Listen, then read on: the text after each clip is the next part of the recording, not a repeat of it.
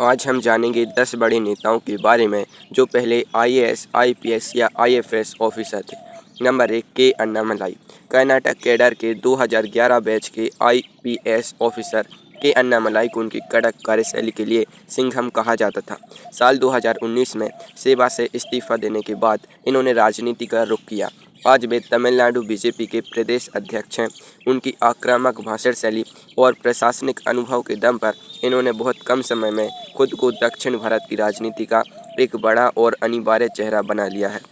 Number 2, Satyapal Singh. Mumbai के police commissioner रहे Satyapal Singh 1980 batch के आईपीएस अधिकारी हैं। साल 2014 के लोकसभा चुनाव से ठीक पहले इन्होंने अपनी सर्विस छोड़ दी और बागपत सीट से चुनावी मैदान में उतरे। इन्होंने राजनीति के दिग्गज नेता चौधरी अजीत सिंह को हराकर सबको हैरान कर दिया था। सत्यपाल सिंह मोदी सरकार के पहले कार्यकाल में मानव संसाधन विकास राज्य मंत्री की महत्वपूर्ण जिम्मेदारी भी संभाल चुके हैं। नंबर 3, आर के सिंह। 1975 बैच के आईएएस अधिकारी आर के सिंह भारत के गृह सचिव जैसे ताकतवर पद पर रहे हैं। इतिहास में उनका नाम तब चर्चा में आया जब 1990 में इन्होंने लालू यादव के आदेश पर लाल कृष्ण आडवाणी को समस्तीपुर में गिरफ्तार किया था। राजनीति में आने के बाद ये बिहार की आरा सीट से लगातार चुनाव जीत रहे हैं और वर्तमान में केंद्र सरकार में बिजली और नवीकरणीय ऊर्जा मंत्री के रूप में अपनी धाक जमाए हुए हैं। नंबर 4, अश्विनी वैष्णव।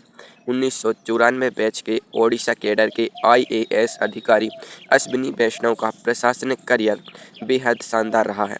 ये पूर्व प्रधानमंत्री अटल बिहारी वाजपेयी के सचिव भी रहे। ब्यूरोक्रेसी छोड़ने के बाद इन्होंने राजनीति में कदम रखा और आज वे भारत के रेल मंत्री और आईटी मंत्री जैसे भारी भरकम मंत्रालय संभाल रहे हैं। इन्हें प्रधानमंत्री मोदी के सबसे भरोसेमंद और कार्यकुशल मंत्रियों की सूची में शीर्ष पर गिना जाता है। नंबर 5, अरविंद केजरीवाल। भारतीय राजस्व सेवा यानी आईआरएस के अधिकारी रहे अरविंद केजरीवाल ने सरकारी तंत्र के भीतर रहकर भ्रष्टाचार को करीब से देखा। सूचना के अधिकार यानी आरटीआई के लिए लड़ने वाले केजरीवाल ने बाद में आम आदमी पार्टी बनाई। ब्यूरोक्रेसी से निकलकर सीधे राजनीति के शिखर तक पहुंचने और दिल्ली के मुख्यमंत्री पद पर 3 बार कब्जा जमाने का इनका सफ़र किसी राजनीतिक बाहुबली से कम नहीं है। नंबर 6, असीम अरुण। उत्तर प्रदेश कैडर के 1994 बैच के आईपीएस अधिकारी असीम अरुण कानपुर के पहले पुलिस कमिश्नर थे। उन्होंने एटीएस चीफ के रूप में भी कई बड़े मिशन पूरे किए। साल 2022 के उत्तर प्रदेश विधानसभा चुनाव से ठीक पहले इन्होंने बीआरएस लिया और बीजेपी में शामिल हो गए।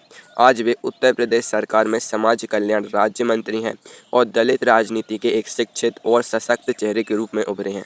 नंबर 7, अपराजिता सारंगी। 1994 बैच की आईएएस अधिकारी अपराजिता सारंगी को ओडिशा में उनके बेहतरीन प्रशासनिक कार्यों और कड़क अनुशासन के लिए जाना जाता था। साल 2018 में स्वेच्छा से सेवानिवृत्ति लेकर इन्होंने बीजेपी का दामन थामा।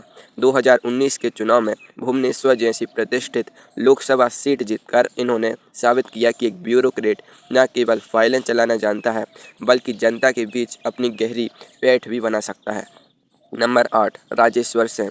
प्रवर्तन निदेशालय यानी ईडी के ज्वाइंट डायरेक्टर रहे राजेश्वर सिंह ने 2G स्पेक्ट्रम और एयरसेल मैक्सिस जैसे देश के सबसे बड़े घोटालों की जांच का नेतृत्व किया था।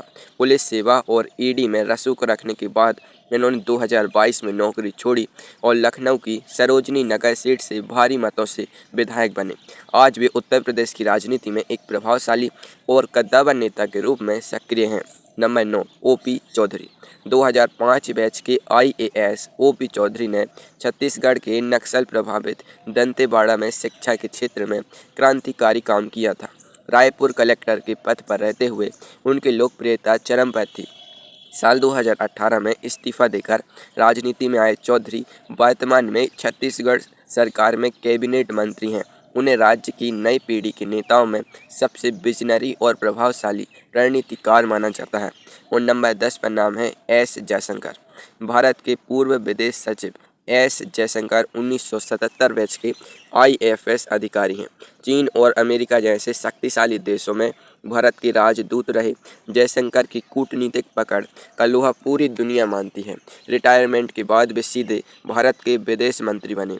अपने तर्कपूर्ण जवाबों और बेबाक अंदाज से इन्होंने अंतर्राष्ट्रीय मंचों पर भारत की एक बाहुबली छवि निर्मित की है, जिसकी चर्चा आज हर घर में होती है।